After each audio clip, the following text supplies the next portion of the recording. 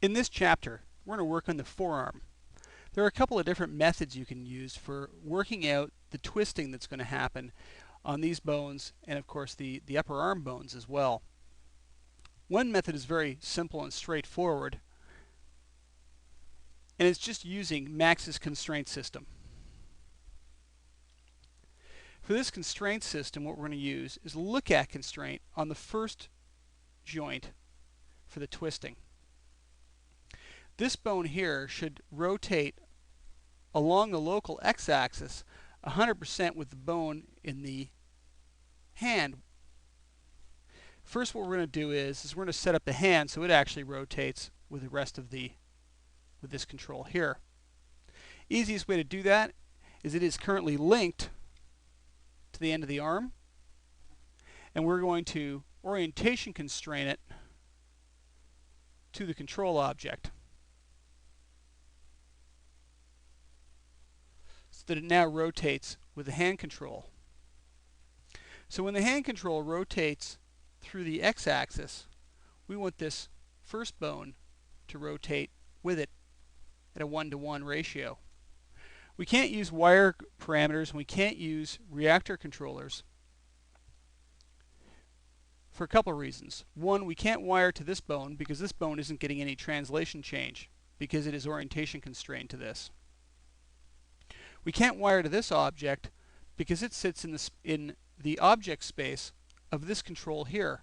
And as the character started rotating and twisting and bending over, it wouldn't just be an x-axis anymore. In this case, it's never even an x-axis, directly one axis anyways.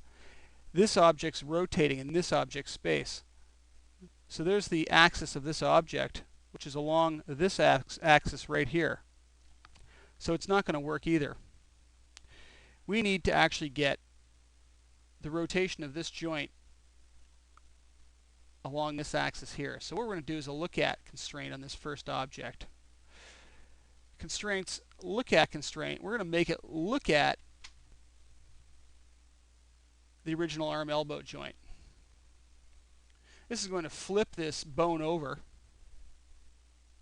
And I'm just going to say select the look at axis, flip, and flip it back so it goes back into its correct spot. And then what I'm going to do is I'm going to set the up node, just like we did in the spinal column, but I'm going to set the up node to be the hand bone.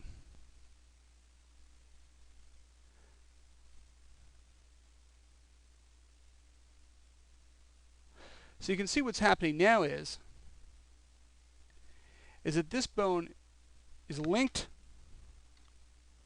to the forearm bone.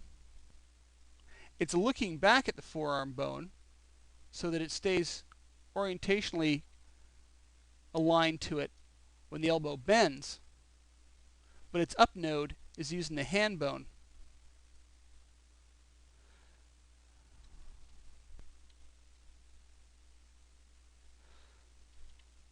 So now you have a situation where when the hand bone twists, the twist bone twists with it. To get the second one to twist a little less than this, 50% less than this, what we're going to do is we're going to use an orientation constraint. It is currently parented to the forearm bone, and I'm going to go to constraints, orientation constraint, and constrain it to the twist bone in the first twist bone, and I'm going to constrain it to the forearm. If I had multiple more twist bones, if I had 3 or 4 in there, I would just use the weighting between the two to set it up so each one would twist off a little bit less. So this is a really simple and fast setup. You can see that when I twist this now, the twist bones are twisting down the length of the arm. So I'm going to wait a little bit to this one, and if we go back and turn on that the edit mesh, I'm going to wait between these 3 to get a little bit of twist. Now, I've created a problem for myself on purpose, and that's the range of motion that actually happens in the wrist. You can turn your wrist over about 180 degrees or somewhere abouts along the length of it. and everything appears to be working fine. What I'm going to do is I'm going to turn on in the bone tools the front fins so you can see the flipping happening. Side to side on a wrist, you can at best get to about 90 degrees if you're lucky. In a human hand, most of us can probably only go about 30 or 40 degrees either way. Everything seems to work fine there. Up and down, however, it's possible to actually get your hand to go past that 90-degree mark, and it's flipping over. Again, this is due to how rotations work in 3D space, and this is in any piece of software. The general rule is that the middle axis of the three, x, y, z, is the one that will flip at 90. The other two will flip at 180. So if we take a look at the local axis of this joint, y is across because that's how we originally had set it up. We're going to fool this bone into believing that the rotation axis is different by playing with the source up node alignment. What the source node up node alignment will do will actually change the orientation of the bones to begin with.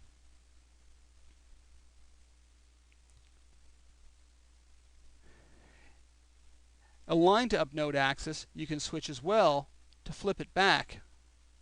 And if we play around with that, we should be able to get it to a point where up and down it no longer flips at 90. It flips at 180.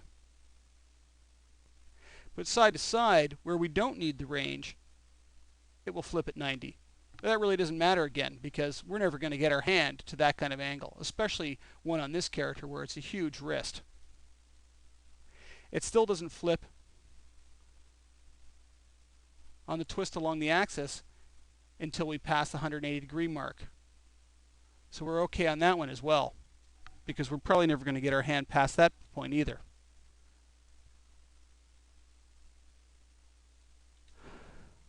So to set that up again, it's just a matter of playing with the source axis to find the axis that's going to work, and then playing with the align to up node axis to get the bone back into the orientation that we want.